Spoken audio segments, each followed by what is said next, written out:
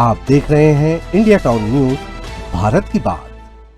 नमस्कार, मैं हूं अजय सोनी, आपका अपना अजय सोनी, और आप देखना शुरू कर चुके हैं इंडिया टाउन न्यूज भारत की बात, आपका अपना चैनल। इस वक्त मैं मौजूद हूं राजधानी के जंतर मंतर में। लगातार आप खबरें देख रहे हैं, लोगों को सुन रहे हैं।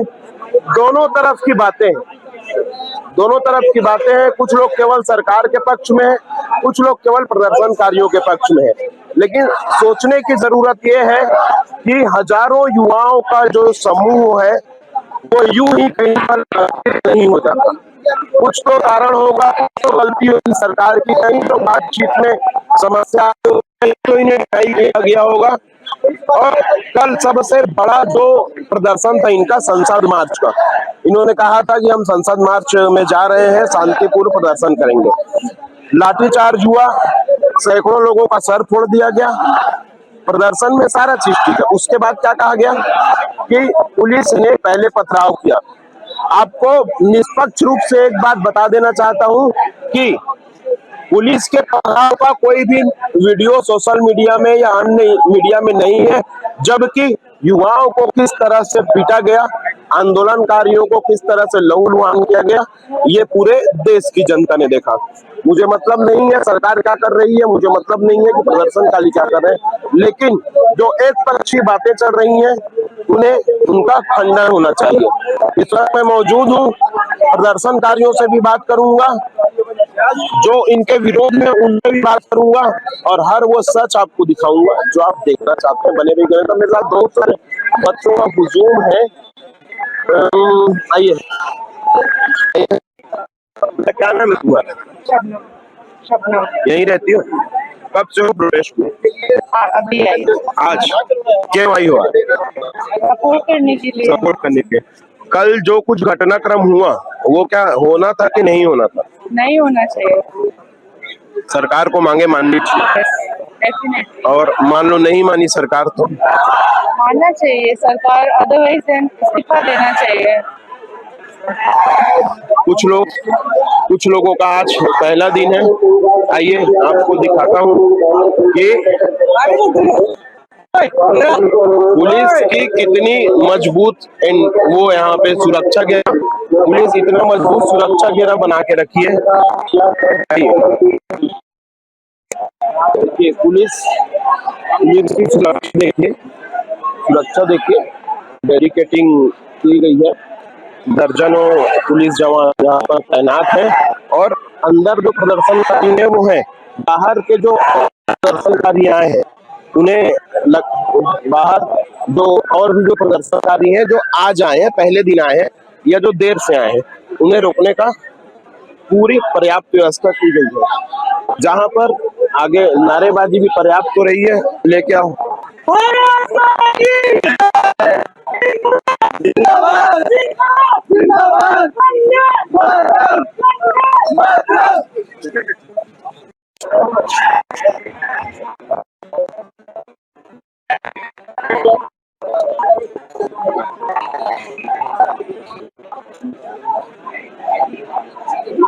आंदोलन फिर एक बार चालू हो चुका है, लगातार कल रात से इनका, और आज फिर ये इन्होंने घोषणा की है कि संसद भवन का मार्च करेंगे। आप प्रोटेस्ट में हैं?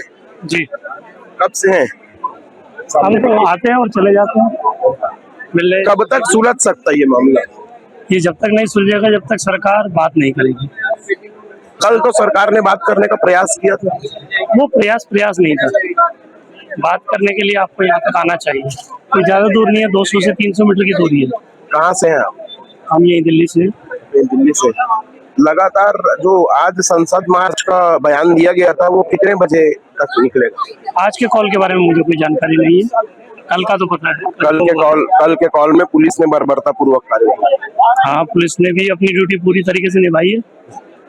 अब पुलिस के पास क्या है कहने के लिए? यही तो है कि हमें ऊपर से ऑर्डर है, लेकिन मारते हुए ये तो देखो आप किनको मार रहे हैं।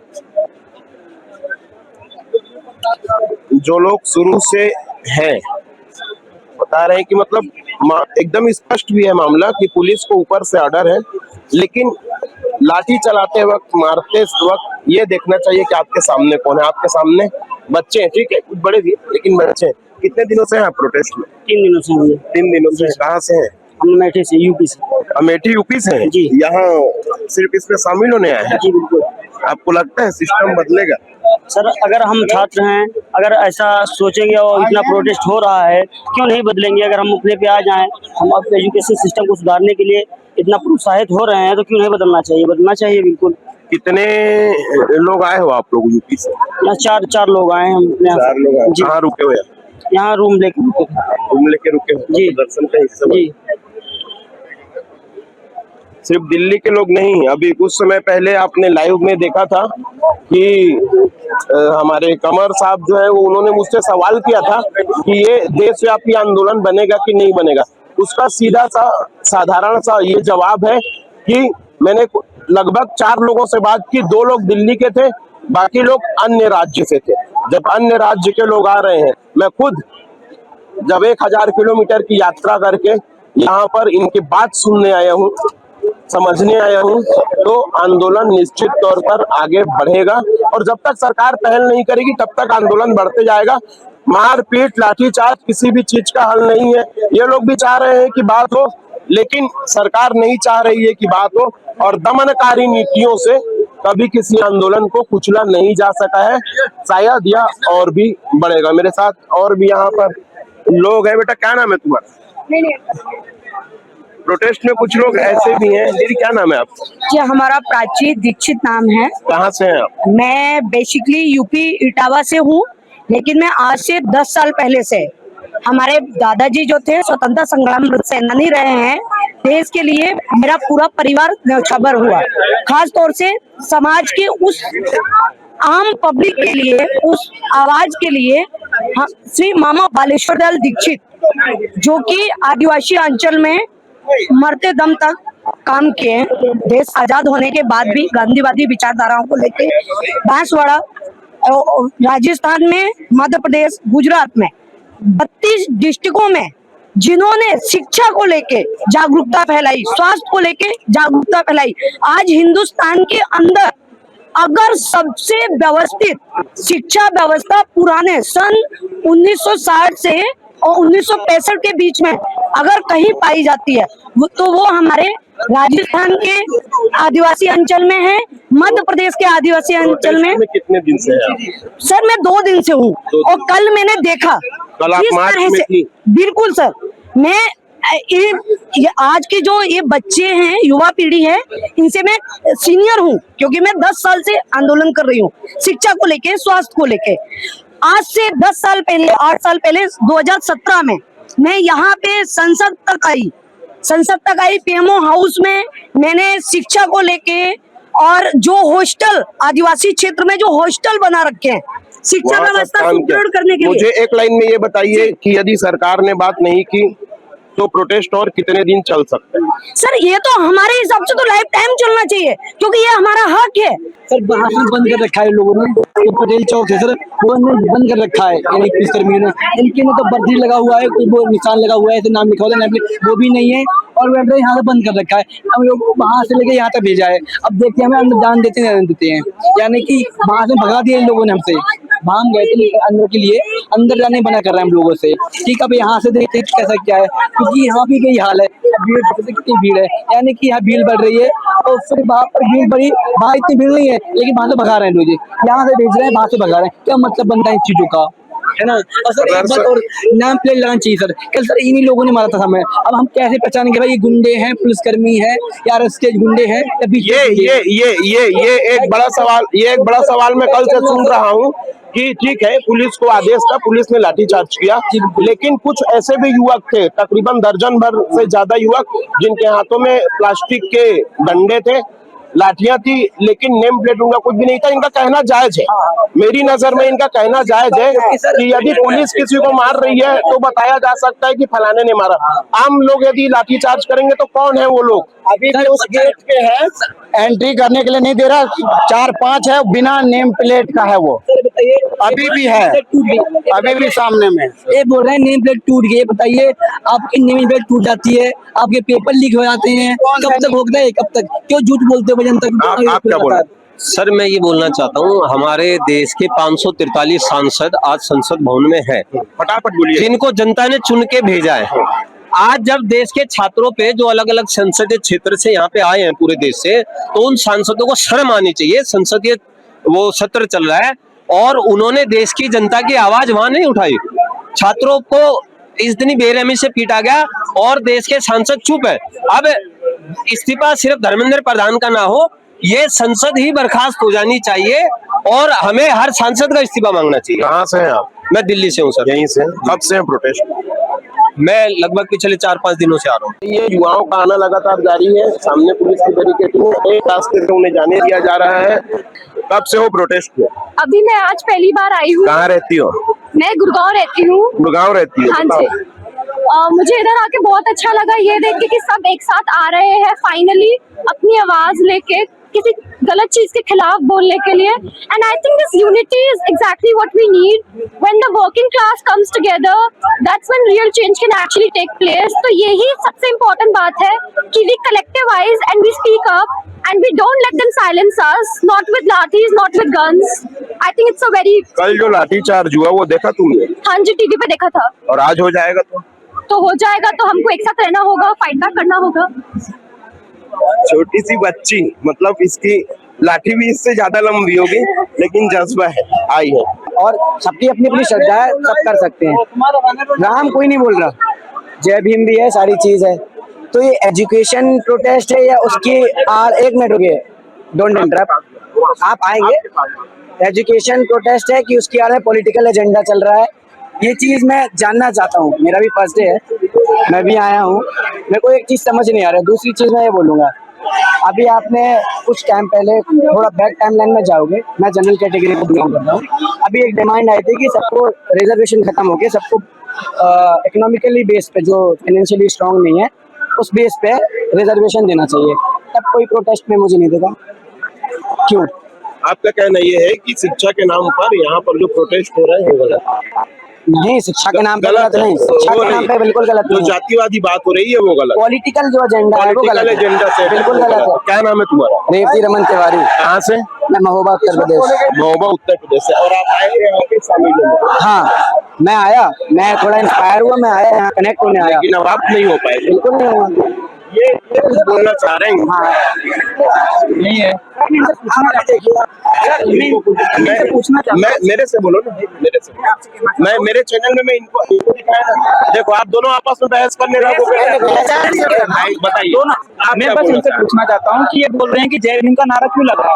मेरे को प्रॉब्लम नहीं है। तो आप यही बोल रहे हो ना कि श्री राम का नारा, आप बोल रहे हो श्री राम का नारा क्यों नहीं लग रहा, दूसरे नारे क्यों नहीं लग रहा? मैं तो पूछना चाहता हूँ कि अम्बेडकर जी को हमेशा शिक्षा से जोड़ा जाता है, जो पढ़ने का अधिकार हमें मिला है, जो लड़कियों को पढ़ने का अधिकार मिला है, irrespective of cast. Saraswati ji को शिक्षा से, सरस्वती जी को सरस्वती, लेकिन आप जानते हैं कि पहली बार पढ़ने का अधिकार किसने दिलाया था? क्या आप सावित्रीबाई और ज्योतिबा फुले के बारे में जानते हैं? पहले पढ़ाई का अधिकार तब आ गया था।